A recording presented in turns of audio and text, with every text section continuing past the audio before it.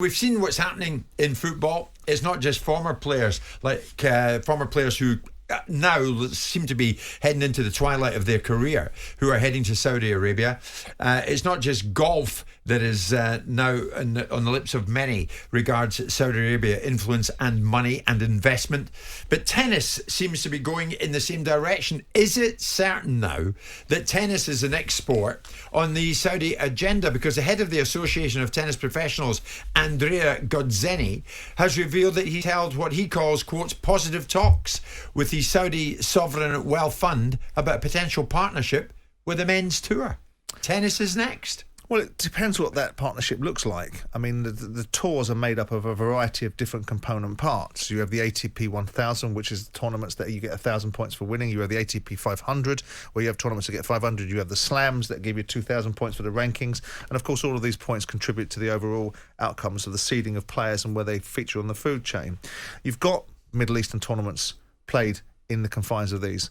You've got in the ATP 500s, you've got a Dubai tournament, so there's already an existence of a relationship with a Middle Eastern tour. You've got exhibition tournaments, which, of course, being in the Middle East, they're paying 4 times the money for anything vaguely looking like if you win the Cincinnati Masters, which is a big tournament, you get $385,000. If you win this exhibition event in the Middle East, you get a million quid. So again, here we are.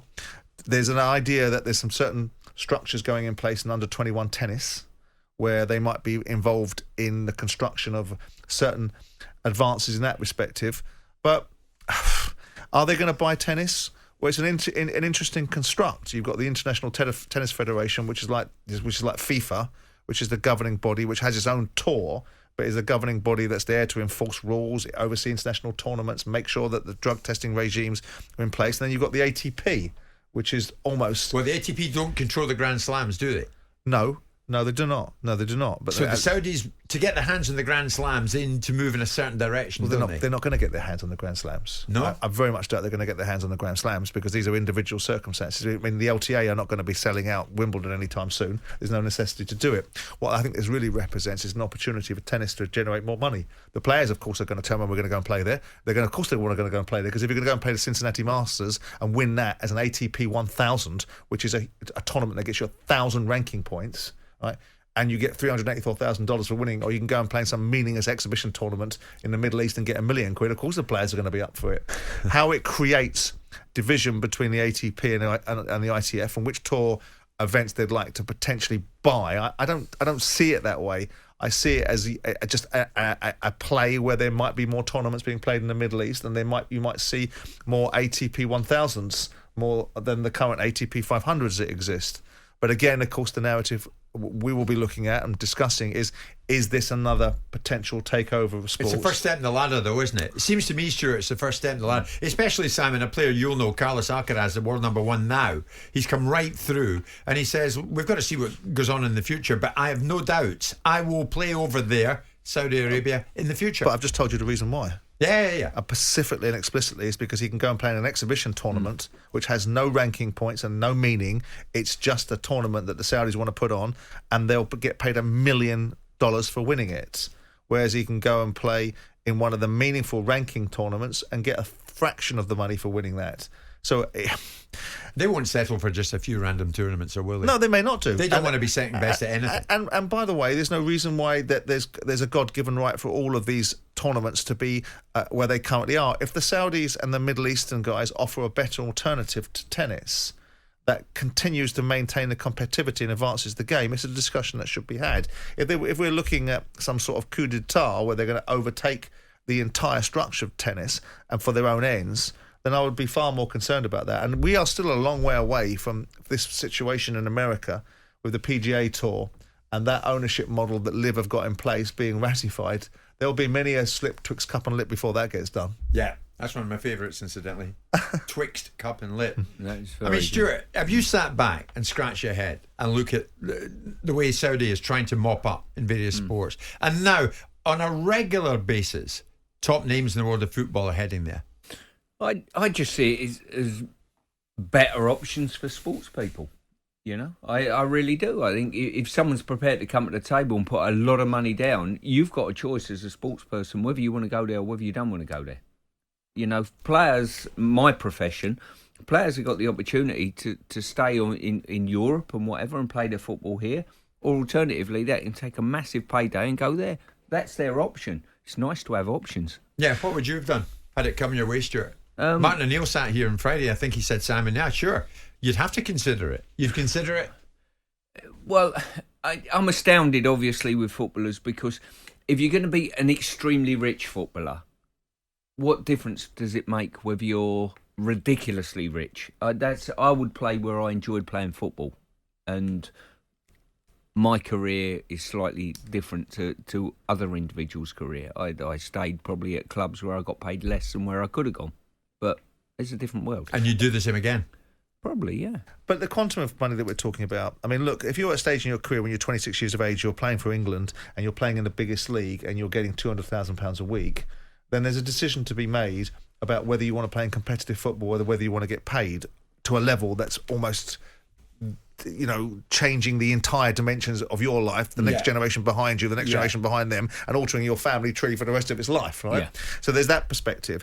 I would imagine that if Stuart Pearce was 33, 34 years of age and an opportunity came having his international career finished, I know it finished at 34, but let's just say it had at that time, and there was an opportunity, you might have taken it because it's a reasonable thing to have done. What we're worried about this moment in time is what is this kind of economic might doing to the game? It's just, I don't care about footballers getting more money. They're already getting a king's ransom where they are. What I care about is what is this doing to the ecosystem of the game? Why are they doing it? What does it change in the landscape, and how does it benefit football per se? We know it benefits individual players. Now, I'm not adverse and never have been adverse to any individual league that's behind the ecosystem of developing young players, because it's not been their core sport and they've not had an opportunity to compete in major tournaments, and their society hasn't been established and built that way to have a chance to compete. Because why should we own football? Why should our sides not? Why shouldn't third world nations, whether it be in Africa or it be in other parts of the world, be able to develop the world's greatest sport? My concern is when they do it to the detriment of the existing framework, because they become a destabilising influence, because the cost implications to them are incidental. But what it does is it gets utilised by those that want to profit from it to weaponise it against the current structure. So people go, well, I'm not going to stay at Man City now. I'm going to go to XYZ club in the Middle East because I'm going to want £1 million a week. And all of a sudden, that will be the standard that we have to have in English football. And it can't stand it. And then ultimately what that happens is then you get into a situation where the framework of English football, the pyramid gets more and more disparate because it gets more and more disadvantaged because the Premier League can only afford this kind of ridiculousness. Yeah. And even that can't afford it. So my concern is not the great big spectre of the Middle East and what it's going to do, is the lack of governance that has a negative effect on everyone else. They should be able to build up their leagues and then say, okay, we need an overarching governance in world football that says every football club needs to have a degree of sustainability. You can't, just because you're a nation state and you do not care what the cost implications of it are. Your end game isn't a football game. The game is a conduit for what you want, which is influence and opportunity and access and all those things. So you don't give a monkeys that you're going to pay a player £20 million a week. But it does land in the English game. It does land in the French game. It does land in the Spanish game. It does land in the Italian game. And that, for me, is the greater worry. Is there a massive difference here? A massive difference between Italian football in the 80s? Everyone was going to Italy. They took our best players. Huge paydays, going to Italy, paying more than the Premier League. Yeah.